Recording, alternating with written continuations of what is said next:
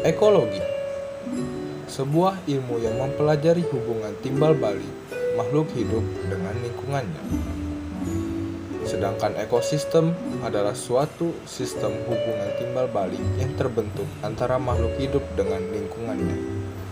Komponen ekosistem terbagi menjadi dua bagian. Ada komponen biotik dan komponen abiotik. Komponen biotik ialah makhluk hidup. Komponen biotik meliputi produsen, konsumen, dan dekomposer. Produsen mampu untuk membuat makanannya sendiri. Contohnya ialah tanaman atau tumbuhan. Sedangkan konsumen tidak mampu untuk membuat makanannya sendiri. Contohnya hewan dan manusia. Konsumen sendiri terbagi menjadi 3 bagian. Yang pertama karnivora ialah pemakan daging, yang kedua adalah herbivora ialah pemakan tumbuhan, dan yang ketiga adalah omnivora, pemakan daging dan tumbuhan. Selanjutnya pengurai, ialah organisme yang berperan dalam proses penguraian sisa-sisa organisme. Pengurai sendiri meliputi bakteri, cacing, dan jamur. Komponen ekosistem selanjutnya ialah komponen abiotik. Komponen abiotik ialah benda tak hidup. Misalnya air, bumi, api, udara. satuan dalam ekosistem. Satuan terkecil ialah individu tunggal. Individu tunggal yang berkumpul itu disebut populasi.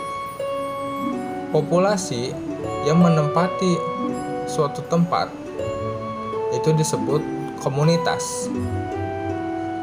Komunitas itu akan bergabung dengan komponen abiotik lainnya, menyebabkan interaksi antara makhluk hidup dengan lingkungannya. Pola interaksi dalam ekosistem. Yang pertama ialah pola interaksi antar komponen abiotik. Misalnya pelangi. Pelangi terjadi antara sinar matahari dan air hujan, di mana cahaya dibiaskan sehingga menghasilkan warna-warna yang sangat indah yang disebut dengan pelangi. 2. Interaksi antara komponen abiotik dan biotik. Misalnya fotosintesis. Terjadi interaksi antara sinar matahari dan tumbuhan, di mana cahaya matahari diperlukan untuk proses fotosintesis. 3. Interaksi antar sesama komponen biotik. Misalnya ialah kupu-kupu dan bunga. Kupu-kupu memerlukan nektar sebagai sumber makanannya, sedangkan bunga memerlukan kupu-kupu karena untuk proses penyerbukan. Rantai makanan ialah suatu perpindahan energi melalui proses makan dan dimakan. Seperti gambar berikut, ada tanaman akan dimakan oleh hewan herbivora, kemudian hewan herbivora akan dimakan oleh hewan karnivora, hewan karnivora akan dimakan oleh hewan karnivora yang lain, dan kemudian sampai hewan karnivora meninggal dan sisa-sisa tubuhnya akan diuraikan oleh suatu zat pengurai atau dekomposer. Kemudian dekomposer ini menjadi unsur hara untuk kesuburan tanaman, dan itu terjadi siklus berulang-ulang. Jaring-jaring makanan ialah kumpulan rantai makanan yang membentuk jaringan-jaringan yang kompleks.